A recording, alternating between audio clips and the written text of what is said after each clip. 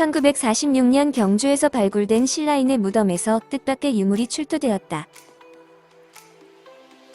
청동으로 된 그릇, 즉 청동호우의 바닥에는 고구려 광개토 대왕의 이름인 국강산 광개토지호 대왕이라는 명문이 새겨져 있었다. 청동호우에 새겨진 명문의 서체는 광개토 대왕비의 그것과 같다. 따라서 이 청동호우는 고구려에서 제작되어 신라로 온 것임을 알 수 있다. 청동호우가 발견된 호우총은 경주 대릉원과 인접한 곳에 있다. 발굴 조사 당시 이 무덤은 이미 지상의 봉분이 무너지고 없는 상태라서 발굴하기 전까진 누구도 이곳에서 이처럼 엄청난 유물이 나오리라 생각하지 못했다. 1946년 5월 해방 이후 최초로 결성된 우리 발굴단이 무덤을 파내려 가자 놀라운 유물이 쏟아져 나왔다. 용이 조각된 환두대도를 비롯해 황금으로 만든 화려한 장신구는 이 무덤의 주인이 예사롭지 않은 사람이라는 것을 보여주고 있었다. 호우총의 무덤 형태는 신라의 전형적인 적성 목각뿐이고 무덤에서 나온 황금으로 만든 장신구도 모두 신라 양식이다. 결국 이 무덤의 주인은 신라의 왕족으로 추정되는 대단히 높은 신분의 사람이었다. 광개토 대왕의 이름이 새겨진 청동호우가 신라 왕족의 무덤에 묻혔다는 사실은 당시 고구려와 신라 사이에 무언가 특별한 관계가 있었음을 의미한다. 일본서기에는 당시 고구려와 신라의 관계에 대한 흥미로운 기사가 있다. 웅략 8년, 즉 장수왕 52년, 고구려 왕이 군 400명을 파견해서 신라를 지켜주었다는 내용이다. 고구려군의 주둔지는 국내라고 기록되어 있다. 고대 사서에서 국인은 조정의 대신들 또는 수도의 사람들을 뜻하며 국내는 수도를 의미한다. 즉 고구려군이 신라의 수도인 경주에 주둔했다는 것이다. 경북 영주의 수능 읍내리 고분에서는 벽화가 발견되었다. 그런데 이 벽화는 고구려 귀족의 무덤에서만 발견되는 고분 벽화와 매우 흡사하다. 신라의 영토라고 생각했던 지역에서 고구려 양식의 무덤이 만들어진 것이다. 조선시대에 만들어진 고구려 지도에는 고구려의 영토가 서쪽의 남양만에서 동쪽으로 영주, 청송을 거쳐 포항 부근까지 표시되어 있다. 광개토왕 9년 외와 가야의 공격으로 인해 신라의 수도 경주가 함락되었다. 그러자 신라 내물왕은 고구려 광개토 대왕에게 사신을 보내 구원을 요청했다. 다음 해인 광개토왕 10년 광개토 대왕은 5만의 고구려군을 신라에 파병했다. 막강한 기마군단을 주력으로 하는 고구려군은 거침없이 남하하여 신라를 위협했던 가야 지역까지 휩쓸어버렸다. 금관가야의 영토였던 부산 북천동에서는 당시 지배자의 무덤으로 보이는 대형 고분이 발굴되어 수많은 가해 유물이 쏟아져 나왔다. 그런데 그 가운데는 고구려의 것과 같은 형태의 무기도 있다. 고구려 고분 벽화에 보이는 중무장한 고구려 기병이 입고 있는 갑옷과 같은 모양의 찰갑이 발굴된 것이다. 당시까지 가야의 갑옷은 찰갑이 아닌 판갑이었다. 북천동 고분에서는 고구려 고분 벽화에 그려진 것과 같은 모양의 목가리개도 나왔다. 말 얼굴 가리개 역시 고분 벽화에 그려진 것과 모양이 같다. 강성했던 철의 나라 가야를 굴복시킨 광개토 대왕의 고구려군은 이때부터 신라의 주요 거점에 주둔했던 것으로 보인다. 병력을 완전히 철수시키면 외와 가야 세력이 다시 일어날 염려가 있기 때문이었다. 고구려군은 신라의 수도인 경주를 포함한 여러 지역에 주둔하면서 군사적으로 신라에 강한 영향력을 행사했다. 고구려군의 신라 주둔을 뒷받침하는 결정적인 금성문 기록도 남아있다.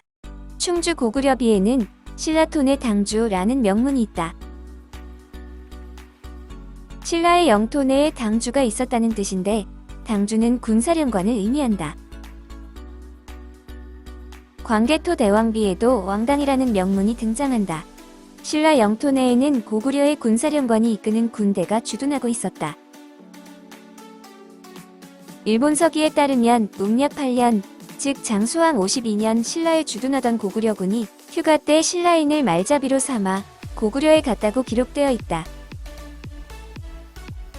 고구려군의 주둔이 결코 일시적인 것이 아니었다는 이야기다.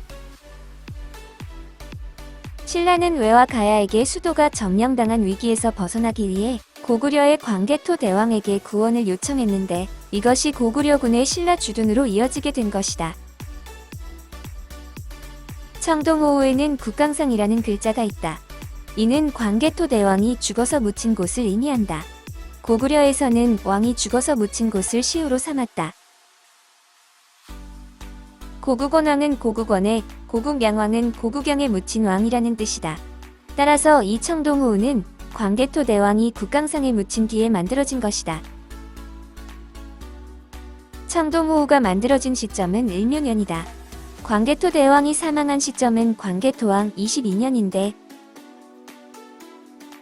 3년상을 치르고 난 후 첫 번째 제사를 지내는 장수왕 3년이 바로 을묘년이다. 청동호우는 광개토 대왕을 추모할 때 쓰던 제기였다.